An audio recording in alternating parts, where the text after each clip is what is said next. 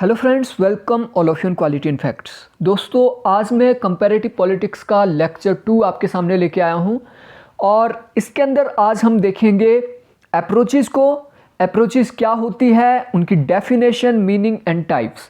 Definition के ऊपर ज़्यादा हम यहाँ पे नहीं जाएंगे क्योंकि कंपैरेटिव पॉलिटिक्स से रिलेटेड या फिर किसी भी टॉपिक की मैं बात करूँ जो कि नेट के सिलेबस में है तो डेफिनेशन नहीं पूछी जाती है, लेकिन आपको उसका मीनिंग्स और टाइप्स का पता होना चाहिए कि कितने प्रकार की अप्रोचेस यूज की जाती है कंपैरेटिव पॉलिटिक्स के अंदर। तो सबसे पहले हम देखेंगे अप्रोचेस का आखिर अर्थ क्या होता है, उपागम का अर्थ क्या होता है। दोस्तों, अगर मैं सिंपल वे में बात करूं, यहाँ पे इसको हम बाद में देखेंगे। सिंपल वे में अगर मैं बात करूं, अप्रोच का मतलब होता है रास्ता। अप्रोच का मतलब होता है रास्ता, ऐसा रास्ता जिसके तहत हम कहाँ जाते हैं, थ्योरीज की ओर जाते हैं, डेस्टिनेशन की ओर जाते हैं, फाइनल नॉलेज की ओर जाते हैं। तो अप्रोच एक इस प्रकार का रास्ता है जो हमें थ्योरी की ओर ले जाता है। ठीक है, अप्रोच को आप क्या कह सकते हैं, अप्रोच को आप कह सकते हैं रास्ता, एक इस प्रकार का आप मेथड कह सकते हैं जिस मेथड के द्वारा हम क्या है, इस प्रकार से स्टडी करते हैं, इस प्रकार से इंक्वायरी करते हैं या इस प्रकार से रिसर्च करते हैं जो कि हमें थ्योरी की ओर ले जाते हैं। और थ्योरी एक कंक्लूजन के तौर पे आप थ्योरी को देख सकते हैं, यानी फाइनल डेस्टिनेशन आप थ्योरी को मान सकते हैं। थ्योरी होता है किसी भी नॉलेज की लास्ट स्टेज जहां से आगे संभावना कम रह जाती है शोध करने की। ठीक है, जैसे theory of gravity. Theory of gravity अब ये प्रूव हो चुका है, उसके आगे ज़्यादा इसके ऊपर शोध अभी नहीं किया जा सकता क्योंकि वो फाइनल डेस्टिनेशन पे ये पहुंच चुकी है। और ये जो ग्रेविटेशन थी, ग्रेविटेशन की थ्योरी कहाँ से निकली, ये निकली अप्रोचेस से। साइंटिस्ट ने कई अप्रोचेस, कई रास्ते, कई उपागम यूज किए। उन्होंने ग्रेविटी को चेक करने के लिए कई तरीके के उपागम चेक किए जिसके द्वारा वो थ्योरी तक पहुंची। तो सिंपल वे में आई होप आपको ये समझ आ गया होगा कि उपागम या अप्रोच क्या होती है। तो यहाँ पे हम देख लेते हैं, अगर इसको उपागम के अंतर्गत किसी घटना की विस्तृत जानकारी के लिए पद्धति का चयन किया जाता है और अध्ययन की केंद्रीय समस्या का निर्णय भी किया जाता है। तो ये वही चीज़ है जो मैंने आपको पहले बताया था कि कोई भी अप्रोच है, किसी भी अप्रोच के तहत क्या है, कोई घटना, कोई समस्या आपके पास है, उस समस्या की विस्तृत जानकारी के लिए एक मेथड तैयार किया जाता है। उस मेथड के द्वारा क्या है, आप थ्योरी की ओर जाते हैं। ठीक है, अर्थात इसमें केवल यह नहीं देखा जाता कि हमें कैसे अन्वेषण करना है, कि हमें किस प्रकार से इंक्वायरी करनी है, यही नहीं इसमें देखा जाता है, बल्कि इसमें यह भी देखा जाता है कि what to inquire. What to inquire यानी किस चीज़ की हमें इंक्वायरी करनी है। तो सबसे पहले क्या है, इसमें आप देखते हैं कि हाउ टू इंक्वायर एक प्रकार का अप्रोच जो होती है वो आपको एक तरीका बताती है कि किस तरीके से आपने इंक्वायर करना है, किस तरीके से आपने अन्वेषण करना है, और साथ ही साथ ये बताती है कि क्या चीज़ को आपने इंक्वायर करना है। अब अगर हम यहाँ पे डेफिनेशन की बात करें तो ये वर्नन वॉन डाइक है, इन्होंने एक बुक लिखी है पॉलिटिकल साइंस फिलोसॉफिकल एनालिसिस। 1960 में ये बुक लिखी है। तो बुक जितनी भी है मैं आपको पहले ही बता चुका हूँ, वो इम्पोर्टेंट आपके लिए है। तो डाइक की बुक ये कई बार एग्जाम में भी पूछी जाती है। ठीक है, और इस किताब के अंदर उन्होंने उपागम का अर्थ ऐसे मानदंड के आधार पर विचार करने योग्य समस्याओं या प्रश्नों का निर्णय किया जाता है और उनके लिए उपयुक्त आधार सामग्री का चयन किया जाता है के आधार पे उन्होंने किया है। यानी उपागम या अप्रोच इस तरीके का एक मेथड है जिसके द्वारा क्या है, आप समस्याओं के, जो आपकी जो समस्या होती है या आपके जो प्रश्न होते हैं उसका निर्णय किया जाता है, और जो आपकी समस्या होती है उसको सुलझाने के लिए उपयुक्त आधार सामग्री इसके द्वारा क्या है, चयन उसका किया जाता है। Traditional approach. अब यहाँ पे बेसिकली जब भी आप कंपैरेटिव पॉलिटिक्स को पढ़ते हैं तो यहाँ पे दो प्रकार की अप्रोच आप देखते हैं। पहली आपकी है ट्रेडिशनल अप्रोच और दूसरी आपकी है मॉडर्न अप्रोच।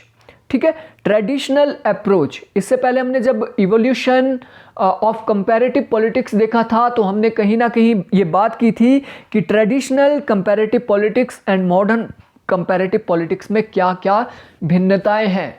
अब जो भिन्नताएं ट्रेडिशनल कंपैरेटिव पॉलिटिक्स और मॉडर्न कंपैरेटिव पॉलिटिक्स में है वो किसके आधार पे हैं? वो डेफिनेटली अप्रोचेस के आधार पर ही डिफरेंसेस को हम देखते हैं। तो सबसे पहले हम यहाँ पे देखने वाले हैं traditional approach of comparative politics. दोस्तों, राजनीति के अध्ययन की परंपरा बहुत ही पुरानी है। करीब 2500 साल से राजनीति के व्यवस्थित अध्ययन के प्रयत्न होते रहे हैं। परंपरागत उपागम हमें राजनीतिक जीवन की समस्याएं, और अब ये चीज़ इंपॉर्टेंट है क्योंकि कई बार यहाँ से क्वेश्चन पूछा गया है, जो ट्रेडिशनल आपके मेथड है जो कि एरिस्टोटल ने दिए थे, मैकियावेली ने या मॉन्टेस्क्यू ने दिए थे, ठीक है, ये जो ट्रेडिशनल उपागम है ये हमें राजनीतिक जीवन की समस्याएं और मानव मूल्यों के संबंध में अंतर्दृष्टि प्रदान करता है। राजनीति की बहुत सारी समस्याओं को समझने के लिए आज भी प्लेटो, अरस्तु, मार्क्स जैसे महान दार्शनिकों की सूझबूझ का सहारा लेना पड़ता है। तो यहाँ पे आप देखोगे जितनी भी ट्रेडिशनल अप्रोच है, जो यूनानी जो राजनीतिक पद्धति जिसे कहा जाता है, यूनान से बेसिकली जब भी मैं यूनान की यहाँ पे बात करूँगा तो आप यहाँ पे अपने दिमाग में बस दो चिंतकों को रखें, प्लेटो और एरिस्टोटल। यूनानी राजनीतिक जो विचारक थे उनके दर्शन का आधार था मानव मूल्यों के ऊपर, यानी नैतिकता के ऊपर उनका पूरा का पूरा दर्शन आधारित था। और ये क्वेश्चन कई बार पूछा जाता है कि एरिस्टोटल और प्लेटो का जो राजनीतिक सिद्धांत है उसका केंद्रीय बिंदु क्या है, या फिर पूछा जाता है यूनानी राजनीतिक विचारों का केंद्रीय जो पहलू है या केंद्रीय विषय क्या है, तो वो है मानव मूल्य या नैतिकता। उन्होंने स्वतंत्रता की बात नहीं की, उन्होंने वहाँ पे आप देखोगे जस्टिस की बात डायरेक्टली नहीं की, जैसे सोशल जस्टिस की हम बात करते हैं। बेसिकली उन्होंने क्या है, नैतिकता की बात की और नैतिकता के ऊपर ही उन्होंने जस्टिस को अप्लाई करने की वहाँ पे कोशिश की थी। तो यूनानी राजनीतिक विचारक या फिर परंपरागत दृष्टि मानव मूल्य और राजनीतिक जीवन की समस्याएं, इसी के ऊपर ये पूरी तरीके से केंद्रित है। मॉडर्न अप्रोच की अगर हम बात करें तो तुलनात्मक राजनीति का जो आधुनिक उपागम है वो आधुनिक युग में विशेष रूप से दूसरे विश्व युद्ध के बाद से राजनीति के अध्ययन के कई नए तरीके विकसित हुए और इनकी शुरुआत 20वीं सदी में हुई। आधुनिक उपागम हमें आज की जटिल परिस्थितियों में राजनीति की सूक्ष्म प्रक्रियाओं को भिन्न भिन्न स्रोत पर भिन्न भिन्न दृष्टिकोण से समझने में सहायता देती है। तो एक चीज़ बहुत ही आपको जो दिमाग में क्लियर होनी चाहिए, ट्रेडिशनल अप्रोच की जब हम बात करते हैं तो हम यहाँ पे क्या बात कर रहे हैं। आपने यहाँ पे उस तरीके से बिल्कुल भी एक फ्रेमवर्क अपने दिमाग में नहीं बनाना कि जो एरिस्टोटल है, प्लेटो है या फिर आपके मॉन्टेस्क्यू है वही ट्रेडिशनल अप्रोच के साथ जुड़े हैं, ऐसा नहीं है।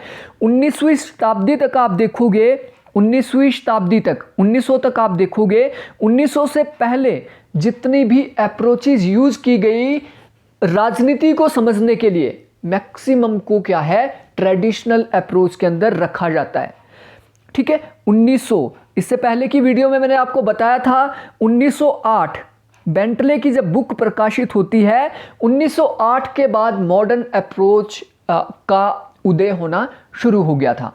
तो 1900 से पहले जितने भी चिंतक हैं, आपके कार्ल मार्क्स उसमें ले लीजिए, जॉन लॉक आप ले लीजिए, मॉन्टेस्क्यू, मैकियावेली, ठीक है, इन सभी जो दार्शनिक है, इन सभी दार्शनिकों ने राजनीति को समझने के लिए जो अप्रोच यूज की है उसे ट्रेडिशनल अप्रोच कहा जाता है। और 1908 के बाद मॉडर्न अप्रोच आना शुरू होती है और 1925 में चार्ल्स मेरियम की जो बुक आती है, ठीक है, जो जिसे व्यवहारवाद का जनक कहा जाता है, तो 1925 के बाद क्या है, व्यवहारवाद की नींव पड़नी शुरू हो जाती है और व्यवहारवाद के कारण कई प्रकार की नई अप्रोचेस कंपैरेटिव पॉलिटिक्स में आती है। ये चीज़ एक अगर मैं फ्रेमवर्क के हिसाब से बात करूं, 1908 में शुरुआत होती है, 1925 में बिहेवियरलिज्म के ऊपर पहली पुस्तक आती है, लेकिन ये बौद्धिक जनक है, वास्तविक नहीं है, ठीक है। लेकिन 1945 जब ये सेकेंड वर्ल्ड वॉर आपका ख़त्म हुआ, 1945 के बाद वैसे ब्रॉडली इसको डिवाइड करते हैं, लेकिन आप 1950 के बाद इसको क्या है चेंज कर सकते हैं। यहाँ पे मैंने आपको बताया है कि जो आप देखते हैं यहाँ पे सेकेंड जो वर्ल्ड वॉर है उसके बाद एक नए प्रकार का अप्रोचेज अंतर्राष्ट्रीय राजनीति और कंपैरेटिव पॉलिटिक्स में आती है। लेकिन आप इस तरीके से डिवाइड कर सकते हैं 1950 से पहले और 1950 के बाद। यही बेसिक एक फ्रेमवर्क है ट्रेडिशनल और मॉडर्न अप्रोचेस के बीच डिफरेंस करने का। 1950 से पहले की जितनी भी अप्रोचेस है उसको आप ट्रेडिशनल में रख सकते हैं और 1950 के बाद की जितनी भी अप्रोचेस आई उसको मॉडर्न अप्रोचेस के रूप में आप देखते हैं। अब ये जो डिवीज़न है, ये जो डिवीज़न हुआ यहाँ पे 1950 का, इसका बेसिक कारण क्या है? इसका बेसिक कारण है बिहेवियरलिज्म। बिहेवियरलिज्म एक प्रकार का क्या है, यहाँ पे बिहेवियरलिज्म को आप यहाँ पे इसको डिवाइड करने का, ट्रेडिशनल और मॉडर्न अप्रोचेस को डिवाइड करने का एक तरीका आप मान सकते हैं, एक आप बोल सकते हैं एक मशीन या मेथड आप मान सकते हैं कि बिहेवियरलिज्म के बाद क्या है, ये जो ट्रेडिशनल अप्रोच थी इसमें परिवर्तन हुआ और मॉडर्न अप्रोचेस आई। बिहेवियरलिज्म व्यवहारवाद ही वो उपागम था, व्यवहारवाद ही वो अप्रोच थी जिसके कारण कई सारी अप्रोचेस आई। व्यवहारवाद के कारण आप देखते हो सिस्टम अप्रोच आई, व्यवहारवाद के कारण ही आपकी स्ट्रक्चरल फंक्शनल अप्रोच आई, व्यवहारवाद के कारण ही बाद में उत्तर व्यवहारवाद आया, व्यवहारवाद के कारण ही पोस्ट मॉडर्निज्म आया, व्यवहारवाद के कारण जितने भी आप नियो देखते ना, नियो मार्क्सिज्म देखते हैं, ठीक है, या फिर स्ट्रक्चरल मार्क्सिज्म देखते हैं, इसका कारण क्या है? इसका कारण एकमात्र है बिहेवियरलिज्म। ये चीज़ आपके दिमाग में बिल्कुल क्लियर होनी चाहिए। तो अब यहाँ पे हम देखते हैं difference between traditional and modern approaches, यानी ट्रेडिशनल और मॉडर्न के बीच क्या क्या अंतर है। इससे पहले जब हमने देखा था कि ट्रेडिशनल कंपैरेटिव पॉलिटिक्स और मॉडर्न कंपैरेटिव पॉलिटिक्स में क्या अंतर है, उसी के आधार पे आगे समझ सकते हो कि ट्रेडिशनल और मॉडर्न अप्रोचेस में क्या अंतर है।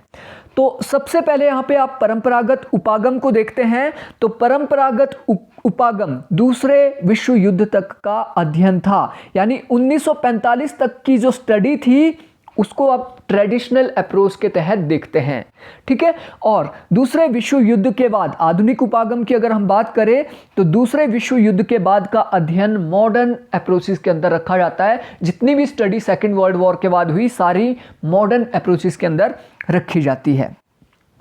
जो ट्रेडिशनल अप्रोच थी इसमें फिलॉसफी, इतिहास और कानून तथा संस्थाओं का अध्ययन किया जाता था। बहुत ही सिंपल है फिलॉसफी। आप देखिए प्लेटो की जस्टिस की फिलॉसफी आप देखोगे, फिलॉसफर किंग की फिलॉसफी आप देखोगे, उसके बाद एरिस्टोटल की आप फिलॉसफी देखोगे। एक गुड स्टेट की उन्होंने बात की, एक गुड सिटीजन की उन्होंने बात की, जितनी भी बात यूनानियों ने की, उसके बाद मोंटेस्क्यू ने बात की, मैकियावेली ने जो एक द प्रिंस के अंदर एक मॉडर्न स्टेट की जो फिलॉसफी रखी, हॉब्स ने भी अपनी फिलॉसफी दी राज्य की उत्पत्ति की, लॉक ने भी और रूसो ने भी अपनी फिलॉसफी दी। यानी ये जो दौर है ये फिलॉसफी का दौर था जो कि 1945 से पहले माना जाता है। उसके साथ साथ इन्होंने क्या किया, इतिहास का इन्होंने वर्णन किया, डिस्क्रिप्शन।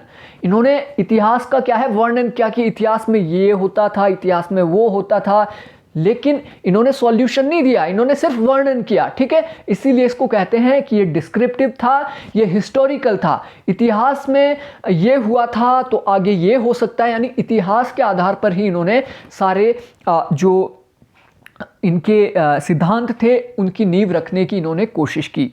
उसके बाद कानून। कानून मतलब एक देश के संविधान की स्टडी, दूसरे देश के संविधान से उसका कंपैरिजन करना, जैसा कि अरिस्टोटल ने किया था, तो इसको कानूनी उपागम कहते हैं। और संस्थाओं का अध्ययन मतलब यूनान के अंदर जो आपकी एक मोनार्की है, या फिर एथेंस के अंदर, स्पार्टा के अंदर, उसके बीच मतलब जो स्ट्रक्चर है, उनकी जो संस्थाएं हैं किस प्रकार से फंक्शन करती है, उसका अध्ययन इसके अंदर किया जाता था। ठीक है।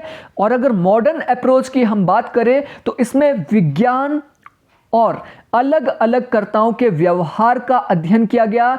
ऐसे कर्ता जो कि राजनीतिक प्रणाली से जुड़े हैं, ये कर्ता है, ठीक है, ऐसे कर्ता जो कि राजनीतिक प्रणाली से जुड़े हैं। बहुत ही सिंपल है, पहले ही आपको बता चुका हूं, वो आपने याद रखना है जो मैंने आपको बताया था। ये एक प्रकार से यहाँ पे डिवीज़न है, टाइम डिवीज़न।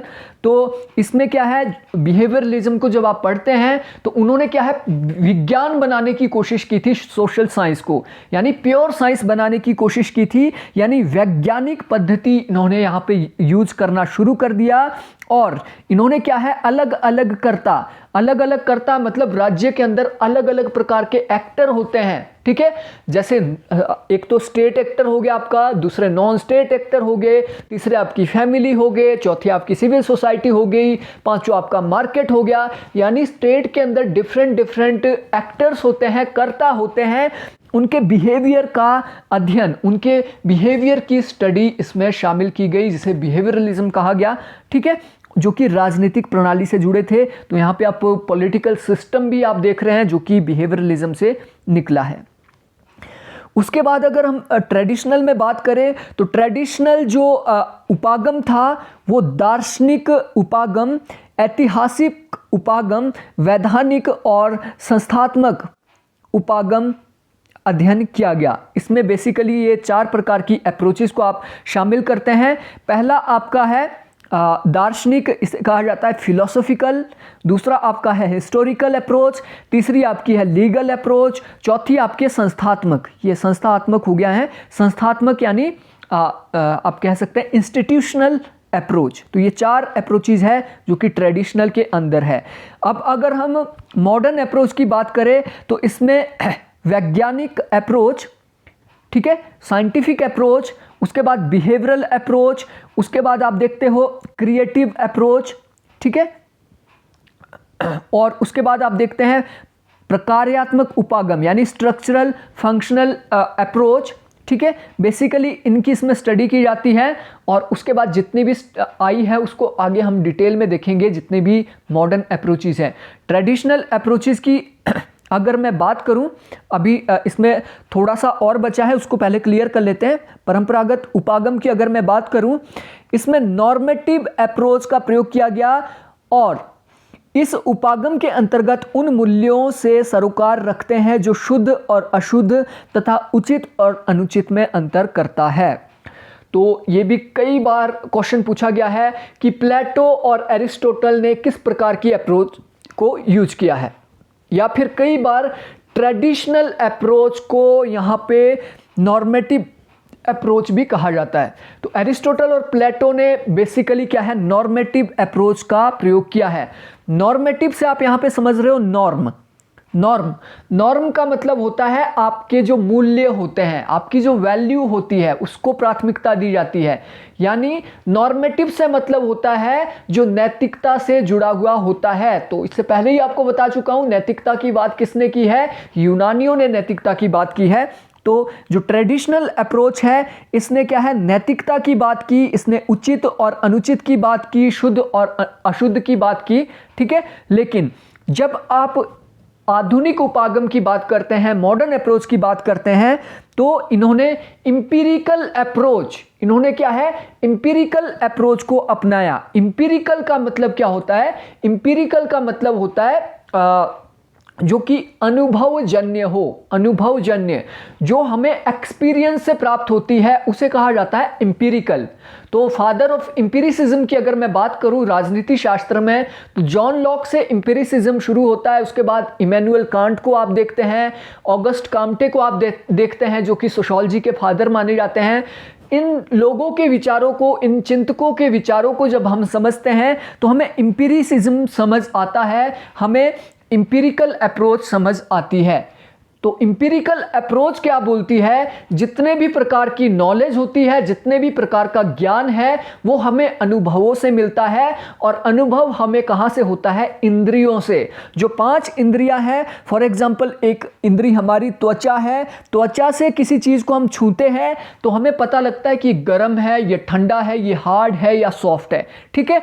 तो ये क्या है, ज्ञान हमें हो जाता है। फॉर एग्जाम्पल हम आग को छूते हैं तो हमें पता लग जाता है गर्म को छूने से क्या है, जलता है, ठीक है। तो ये क्या है, एम्पिरिकल मेथड है, क्योंकि हमें ये सेंस हमें अपनी इंद्रियों से प्राप्त हुई। दूसरा क्या है आपकी सेंस, सूंघने की सेंस है। आपका नाक है, वो आपको बता देता है कोई चीज़ खराब है, कोई चीज़ ठीक है, इसको हम खराब चीज़ को खाएंगे, सूंघने से ही पता लग जाता है, ठीक है। उसके बाद आपका टेस्ट है, आपकी जीभ है। ये जो 5 इंद्रियां हैं, आंखें आपकी हो गई, इसके द्वारा क्या होता है, इसके द्वारा जितने भी प्रकार का आप ज्ञान अर्जित करते हैं उसे एम्पिरिकल नॉलेज इन्होंने कहा। यानी इन्होंने नॉर्मेटिव अप्रोच की जगह एम्पिरिकल अप्रोच को अपनाना शुरू किया और इसके द्वारा इन्होंने क्या है, साइंस बनाने की, प्योर साइंस बनाने की कोशिश की, सोशल साइंस को। उसके बाद अनुभव मूलक उपागम के अंतर्गत केवल उन तथ्यों से सरोकार रखते हैं जो हमारे अनुभव और निरीक्षण पर आधारित होते हैं, ठीक है। अब यहाँ पे अगर हम देखें ट्रेडिशनल अप्रोच को, इसमें राज्य एवं सरकार का अध्ययन किया जाता है। अब देखिए परंपरागत उपागम के अंदर क्या है, बेसिकली 2 चीज़ों की ही स्टडी की जाती थी। पहली आपका स्टेट और दूसरी आपकी गवर्नमेंट, उन्हीं की स्टडी की जाती थी। लेकिन मॉडर्न अप्रोच की अगर हम बात करें, मॉडर्न अप्रोच के अंदर पॉलिटिकल सिस्टम के अंदर दबाव समूह की भी इसमें स्टडी की जाती है, आर्थिक विकास की स्टडी की जाती है, राजनीतिक व्यवस्था, सामाजिकरण, कल्चर, मार्केट, हर चीज़ की स्टडी इसके अंदर की जाती है, जो कि मैं आपको पहले भी बता चुका हूँ पहले लेक्चर के अंदर, ठीक है। उसके बाद अगर हम बात करें ट्रेडिशनल अप्रोच की, तो पश्चिमी यूरोप तथा लोकतांत्रिक देशों के बीच तुलना इसमें की गई। यानी अल्प विकसित या विकासशील देशों की इसमें कोई भी स्टडी नहीं की गई थी। लेकिन जब हम यहाँ पे बात करते हैं आधुनिक उपागम की, यहाँ सभी देशों समाजों के बीच तुलना की गई। यानी विकासशील देशों का विकसित देशों के साथ तुलनात्मक अध्ययन और विकसित का विकासशील के साथ। तो इस प्रकार से आप देखते हैं तो काफ़ी वाइड आपका मॉडर्न कंपैरेटिव पॉलिटिक्स की अप्रोचेस मानी जाती हैं। अब ट्रेडिशनल अप्रोच को यहाँ पे बहुत ही ब्रीफली हम देखने वाले हैं, क्योंकि यहाँ से क्वेश्चन आ सकते हैं। अब ये जो ट्रेडिशनल अप्रोच है, यहाँ पे दार्शनिक उपागम है, ये पेपर 1 से रिलेटेड जितने भी अप्रोचेज आपको बता रहा हूँ, पेपर 1 में जो आपका टीचिंग है, आपका रिसर्च एप्टीट्यूड है और आपका जो कम्युनिकेशन है, यहाँ से क्वेश्चन आ जाते हैं कई बार। तो इसको अगर यहीं पे क्लियर कर लिया जाए तो आगे आपको ज़्यादा दिक्कत नहीं आएगी। दार्शनिक उपागम, दोस्तों इसके अंतर्गत प्रस्तुत विषय से जुड़ी हुई संकल्पना को स्पष्ट किया जाता है और समाज के लिए उपयुक्त मांग को और मूल्यों का निर्णय किया जाता है। नॉर्म्स एंड वैल्यू पर फोकस किया जाता है। तो दार्शनिक यानी फिलॉसफी, कोई भी इंसान फिलॉसफी देता है। महात्मा गांधी की आप फिलॉसफी देखते हैं, उनकी जो फिलॉसफी थी तो उनकी फिलॉसफी नॉर्म्स एंड वैल्यू के ऊपर वो फोकस करते हैं कि किस प्रकार से देश के अंदर व्यवस्था होनी चाहिए, नैतिकता किस प्रकार से होनी चाहिए, एक अच्छा सिस्टम, पॉलिटिकल सिस्टम क्या होगा। वैसे ही प्लेटो का आप देखते हैं, उन्होंने भी एक फिलॉसफी दी है। आप एम.एन. रॉय का देखते हैं, जे.पी. नारायण का देखते हैं इंडिया के संदर्भ में। तो ये फिलॉसफी होती है जो कि बात एक अच्छे समाज की, अच्छे राज्य की बात करती है। उसके बाद ऐतिहासिक उपागम की अगर मैं बात करूं तो इसके अंतर्गत वर्तमान राजनीति को अतीत की घटनाओं के संदर्भ में समझने का प्रयास किया जाता है। जब भी आप हिस्टोरिकल अप्रोच यूज करते हैं, आप लोग डेफिनेटली नेट जेआरएफ के बाद रिसर्च करोगे तो आपको इन अप्रोचेस का सामना करना पड़ेगा कि कौन सी अप्रोच यूज करूं अपनी स्टडी में। तो जब आप हिस्टोरिकल अप्रोच, जो हिस्टोरिकल अप्रोच आप कहाँ पे यूज करते हैं, फॉर एग्जाम्पल अभी क्या है, कोरोना आ गया, ठीक है, कोरोना आ गया, कोविड-19 आ गया। अब कोविड-19 आ गया तो इसका सॉल्यूशन कैसे निकलेगा? इसका सॉल्यूशन निकालने के लिए सबसे पहले आप क्या करेंगे? हिस्टोरिकल अप्रोच को यूज करोगे। आप हिस्ट्री में झांकोगे कि पहले कभी इस प्रकार की महामारी आई, अगर इस प्रकार की महामारी आई थी तो किस प्रकार से उससे निपटा गया, उसमें कितने लोग मारे गए, क्या क्या उससे देश को हानियां हुई। तो इस प्रकार से आप क्या करोगे? इस प्रकार से आपने हिस्ट्री के अंदर आप झांके और उसके आधार पे आपने क्या है, अपने मेथड को, अपने तरीकों को, अपने बचाव कार्यों को उस तरीके से आपने रखा और आपने क्या है, एक सॉल्यूशन दे दिया अपनी स्टडी में कि इस प्रकार से आने वाली महामारियों से हम बच सकते हैं। तो ये हिस्टोरिकल अप्रोच इसे कहा जाता है। उसके बाद कानूनी उपागम, इसके बारे में पहले ही आपको बता चुका हूं। कानूनी उपागम का मतलब होता है किसी देश के कानूनी ढांचे पर जिसमें विशेष बल दिया जाता है। और कानूनी ढांचा क्या होता है? आपका संविधान, क्योंकि संविधान ही एक प्रकार का कानून है। तो संविधानों का जहां पे अध्ययन किया जाता है, उस देश के कानूनों का वर्णन किया जाता है, उसे कहा जाता है कानूनी या लीगल अप्रोच। और लास्ट आपकी है इंस्टीट्यूशनल अप्रोच। और दोस्तों इस अप्रोच के अंतर्गत राज्य की विभिन्न संस्थाओं जैसे कार्यपालिका, विधायिका, न्यायपालिका, प्रशासनिक सेवा, स्थानीय शासन इत्यादि के संगठन और कार्यविधि पर विचार किया जाता है। यानी डिफरेंट इंस्टीट्यूशन की कंपैरेटिवली स्टडी करना, इंडिया के इंस्टीट्यूशन की, अमेरिका के इंस्टीट्यूशन की, ब्रिटेन के इंस्टीट्यूशंस की कंपैरेटिवली जब स्टडी करते हैं तो उसे कहा जाता है institutional approach in comparative politics. Modern approach, यहां पे सारी मॉडर्न अप्रोचेस को मैं आपके सामने नहीं रखने वाला हूं क्योंकि वीडियो काफ़ी लंबी हो जाएगी। यहां पे सिस्टम अप्रोच को हम देखने वाले हैं और आगे की जो अप्रोचेस है वो नेक्स्ट वीडियोस के अंदर हम देखेंगे। ठीक है, तो अमेरिकी राजनीति वैज्ञानिक डेविड ईस्टन ने 1953 में अपनी पुस्तक political system inquiry into the state of political science प्रकाशित की। उसने ऐसे सिद्धांत का निर्माण करना चाहा जिसमें सारे सामाजिक विज्ञान समा जाए और डेविड ईस्टन ने वर्ल्ड पॉलिटिक्स में प्रकाशित अपने लेख an approach to the analysis of political system 1957 के अंतर्गत पहल राजनीतिक प्रणाली की संकल्पना की रूपरेखा प्रस्तुत की। तो दो चीज़ें यहाँ पे क्लियर कीजिए, डेविड ईस्टन को फादर माना जाता है सिस्टम अप्रोच का, साथ ही साथ बिहेवियरल अप्रोच का भी। और 1953 में इनकी एक बुक आती है political system inquiry into the state of political science, यानी पॉलिटिकल साइंस का क्या स्टेटस है उसकी इन्होंने यहाँ पे बात की। और 1957 के अंदर इन्होंने एक अप्रोच के तौर पर सिस्टम अप्रोच को रखा। ठीक है, political system and inquiry into the state of political science 1953 के अंतर्गत स्पष्ट किया गया था कि राजनीति का सरोकार मूल्यों के आधिकारिक आवंटन से है। तो ये भी कई बार क्वेश्चन पूछा जाता है कि ये कोटेशन किसकी है कि राजनीति का सरोकार मूल्यों के आधिकारिक आवंटन से है। ठीक है, authoritative allocation of values.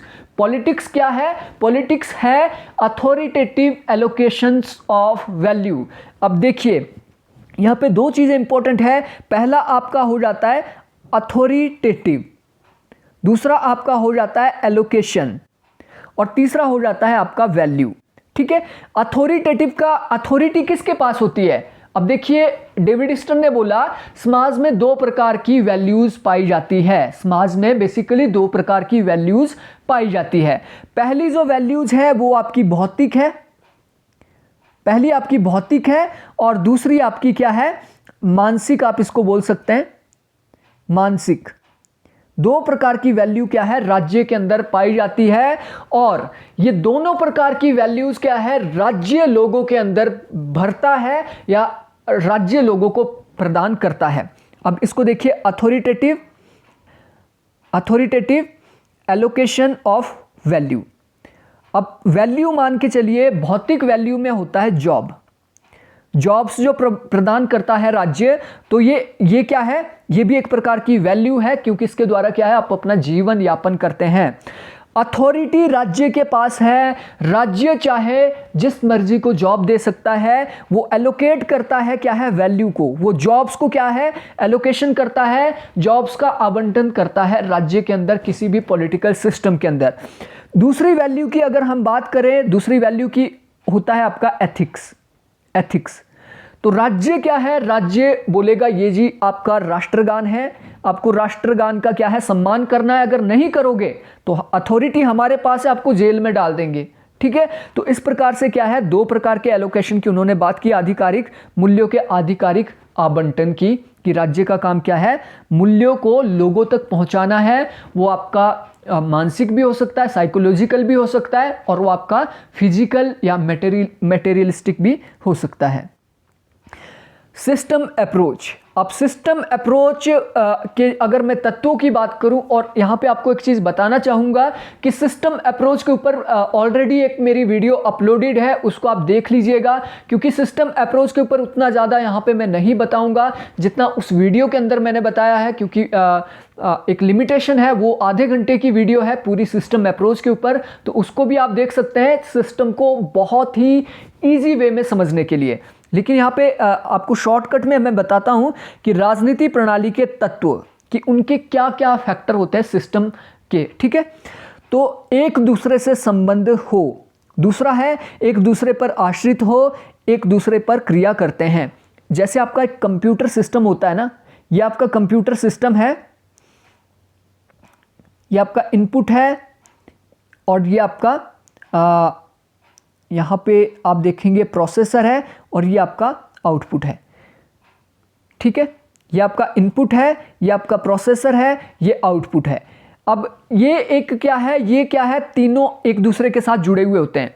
Computer जो होता है, कंप्यूटर के जो तीन अंग है, ये एक दूसरे के साथ क्या है, कनेक्टेड होते हैं, यानी एक दूसरे से ये क्या है, संबंधित है। यहां से आप कुछ भी टाइप करोगे, ये प्रोसेस करेगा, और यहाँ पे आप आउटपुट में देख सकते हैं जो भी आपने यहाँ पे टाइप किया, एक दूसरे पर आश्रित होते हैं। अब यहाँ पे जो कीबोर्ड है, जो इनपुट है, इसका यहाँ पे प्रोसेसर के बिना कोई काम नहीं है। इसके बिना अगर इसको दबाते रहोगे प्रोसेसर के बिना तो ये नहीं चलेगा, और जब तक ये आपका आउटपुट आपके पास नहीं होगा, आपके पास मॉनिटर नहीं होगा, तब तक आप क्या है, इसको देख नहीं सकते। यानी एक दूसरे के ऊपर सिस्टम आश्रित होता है, और एक दूसरे पर ये क्रिया करते हैं, एक दूसरे के ऊपर ये फंक्शन करते हैं, ये जो कंप्यूटर के हैं।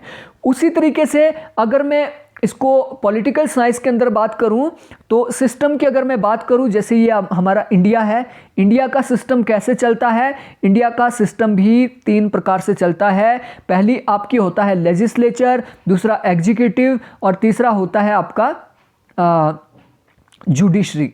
ठीक है, तो इन तीनों का एक दूसरे के साथ संबंध होता है, और ये एक दूसरे के ऊपर आश्रित भी होते हैं, और एक दूसरे के ऊपर क्रिया भी करते हैं। ठीक है, पॉलिटिकल सिस्टम के अगर अर्थ की हम बात करें, तो राजनीतिक प्रणाली किसी समाज के अंदर अनंत क्रियाओं की प्रणाली को कहते हैं, जिसके माध्यम से अनिवार्य या आधिकारिक आवंटन किए जाते हैं। तो सिंपल है, राजनीतिक प्रणाली क्या है, समाज के अंदर जो क्रियाएं होती रहती है, एक्टिविटी होती रहती है, इंटरेक्शन होती रहती है, वो सिस्टम के द्वारा होती है। और दोस्तों, जो डेविड ईस्टन का जो ये मॉडल है सिस्टम अप्रोच को, इसको इनपुट आउटपुट एनालिसिस भी कहा जाता है। इनपुट आउटपुट एनालिसिस, अब इसको देख लेते हैं। ओके, इनपुट, राजनीतिक प्रणालियों को अपने पर्यावरण से जो तत्व प्राप्त होते हैं उन्हें इनपुट कहा जाता है। ईस्टन ने के अनुसार समाज और पर्यावरण से आने वाली मांग एवं समर्थन आगत होते हैं। इस तरीके से आप सिस्टम अप्रोच को जब आप समझते हो, तो डेविड ईस्टन ने भी ये तीन प्रकार की बात यहाँ पे की है। ये आपका इनपुट है, ये आपका प्रोसेसिंग है, और ये आपका आउटपुट है। इनपुट के अंदर क्या है, इनपुट के अंदर किसी भी सिस्टम के अंदर जब आप इनपुट करते हैं, फॉर एग्जांपल आपकी कोई मांगे होती है, आपकी कोई मांगे होती है और आप उसका समर्थन करते हैं।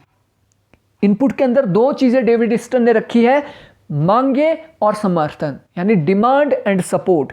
सबसे पहले क्या है, ये आपका पॉलिटिकल सिस्टम है, एक प्रकार का पॉलिटिकल सिस्टम है। पॉलिटिकल सिस्टम आप पार्लियामेंट को मान के चलिए, ज़्यादा दिमाग खजल नहीं करना है। एक पार्लियामेंट है, उसको आप सिस्टम मान के चलिए। पार्लियामेंट के सामने आप मांगे रखते हैं कि भाई हम यहाँ पे हिमाचल के अंदर रहते हैं और हिमाचल में पानी की बड़ी समस्या है, हमें घर घर में क्या है, पानी के नल चाहिए। तो वो आपकी एक मांग है, आप सीधा इनपुट करते हैं सिस्टम के अंदर।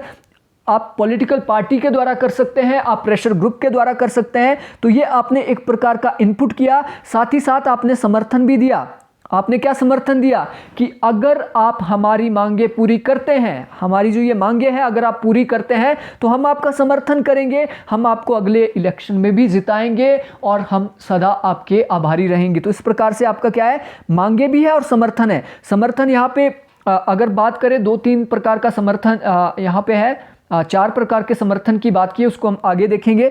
ठीक है, ये हमने इनपुट की कि हमें पानी चाहिए, तो हम यहाँ पे प्रेशर ग्रुप के थ्रू अपनी मांग रखते हैं और ये मांग क्या है, आगे प्रोसेस होती है, पार्लियामेंट में जाती है और पार्लियामेंट क्या करेगी, आउटपुट देगी, या तो वो कानून बनाएगी या वो कानून नहीं बनाएगी। तो इस तरीके से पॉलिटिकल सिस्टम काम करता है।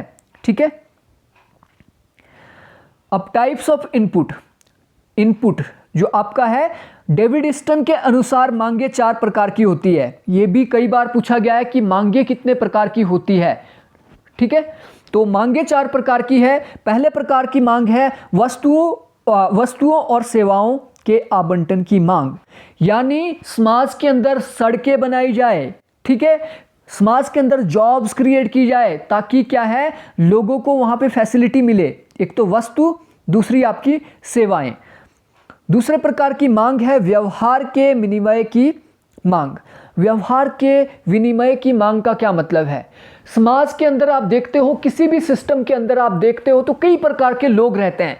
कुछ लोग क्या होते हैं, चोर होते हैं, कुछ लोग डकैत होते हैं, कुछ लोग ईमानदार होते हैं और कुछ लोग ऐसे हैं जो मर्डर करते रहते हैं। ठीक है, तो यहाँ पे क्या है, राज्य का काम क्या है, राज्य से लोग क्या डिमांड करते हैं, लोग डिमांड करते हैं ये जो चोर उचक्के हैं ना, इनको आप कंट्रोल कीजिए। ठीक है, उनके व्यवहार को आप कंट्रोल कीजिए, आप यहाँ पे जेलें बनाइए ताकि इनको जेलों के अंदर इनको डाल के इनके व्यवहार को कंट्रोल किया जा सके।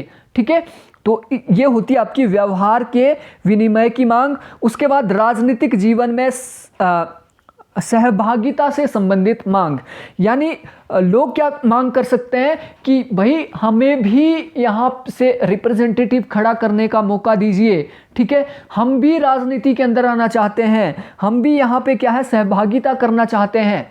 ठीक है, हमारे जो फॉर एग्जांपल एक ट्राइब है, तो हमारे ट्राइब का यहाँ से कोई भी प्रतिनिधि नहीं है हमारा सुनने वाला, इसलिए हमें सहभागिता चाहिए, उसकी डिमांड कर सकते हैं कोई भी सिस्टम के अंदर लोग।